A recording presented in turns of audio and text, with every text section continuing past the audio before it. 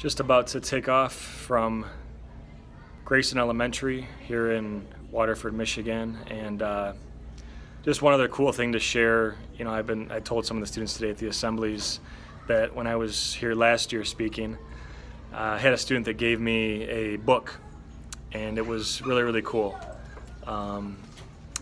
Something that I've shared at schools all over the country, and you can see here I am still in Grayson, home of the Gators. It says "Lead On."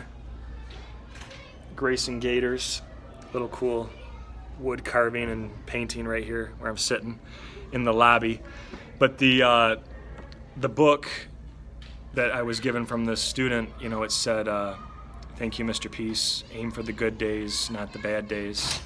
And what was so cool about this is the inside of the book is completely blank.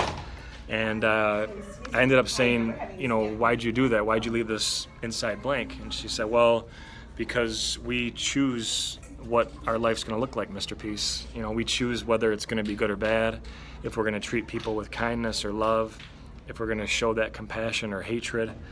And it was just such an awesome example and testament of this student totally getting the concept of the message, that it is about a choice. And so many students in pain today that shared with me, and I got to talk to them one-on-one for almost 2.5 hours after the assemblies, which I don't mind because I want to try to bring some light, bring some healing when I'm able to.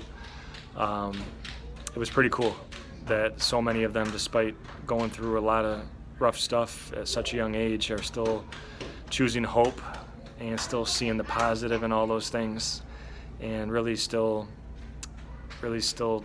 pushing for love. So thanks for touching my heart again, and we'll see you guys soon. Peace.